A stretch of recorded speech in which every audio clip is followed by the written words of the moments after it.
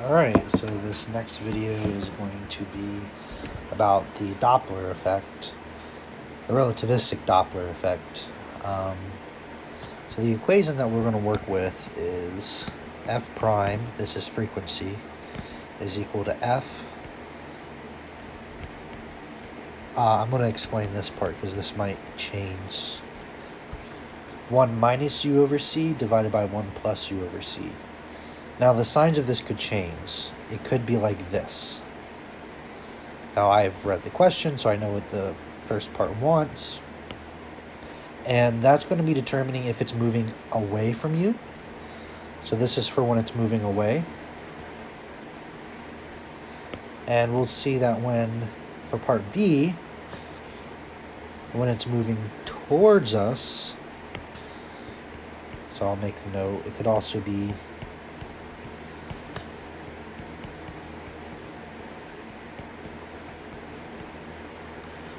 when it's moving towards us, towards the source. When the source is moving towards the emitter, their signs are going to flip. So for part A, we're going to use the yellow one that I highlighted because we're moving away. And what do we know? The wavelength is 122 nanometers. And lambda prime, so that's the wavelength that we would actually measure, is 366 nanometers.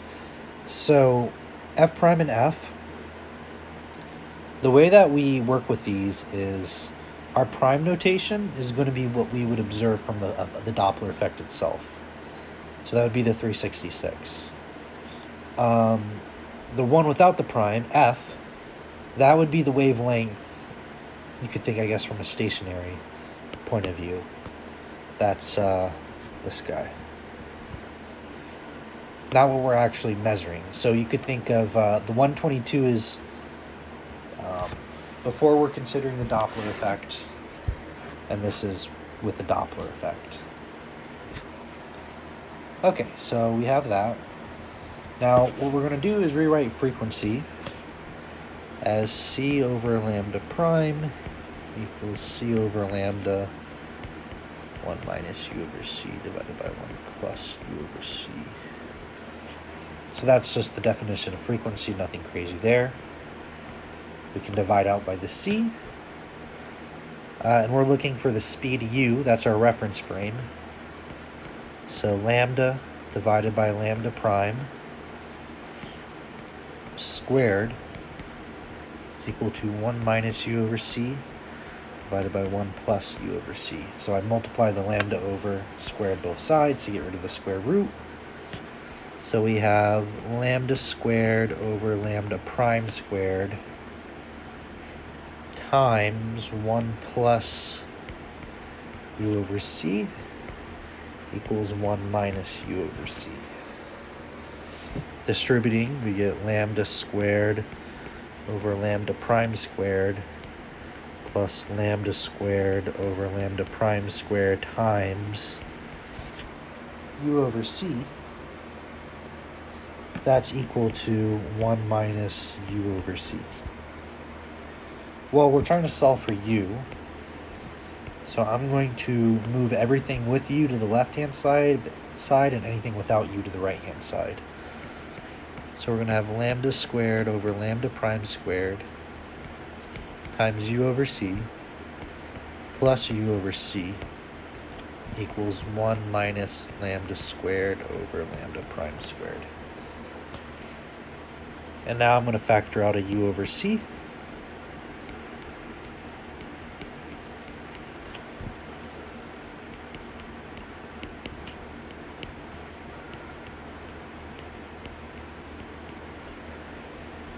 And now I'm going to divide and multiply by c.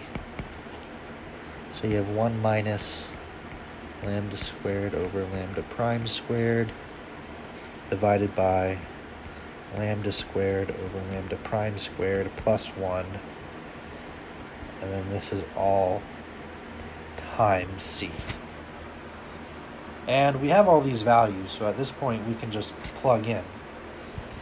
And when you plug in your lambdas and your lambda primes, you get 4/5 c. So slower than the speed of light, which is what we were expecting, so that's good. Perfect. Alright, so now with that, we can move on to part B. Part B says, what would be the wavelength of a line if the galaxy were moving towards us? So because it's moving towards our observer, I guess you could say, we're going to use this green highlighted part. Okay, so our signs are flipped. And we obviously need part A to do this, which is fine because we have that. So our U, we'll do that in the normal color, is 4/5 c. Okay. So F prime equals F. Now it's going to be 1 plus U over C divided by 1 minus U over C. And same trick as before, we replace this as C over lambda, lambda prime.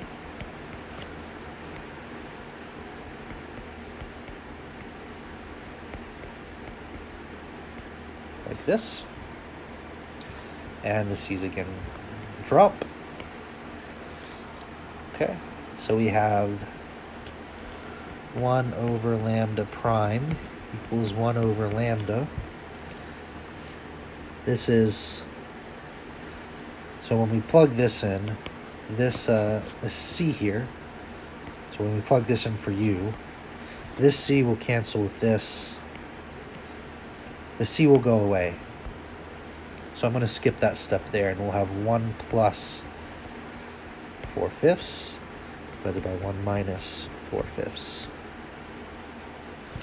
Okay. So let's see. 5 plus 4 is 9, so this is 9/5 divided by 5 minus 4 is 1/5. And if we flip that, you're going to get just the square root of 9, because you flip it, which is obviously just 3. Okay, now let's read the question really quick. What would be the wavelength of the line? Okay, so when we're talking the wavelength of the line, we're talking our lambda prime. So all we have to do is solve for lambda prime. So lambda divided by 3 is equal to lambda prime. This is our measurement of the wavelength. And when you put that in, you should get 40.67 nanometers. So that is the relativistic Doppler effect. Please subscribe if you haven't already. It'd be great. And please like the video if it helped. That way I'll make more in the future. But hopefully that helped somebody, and yeah.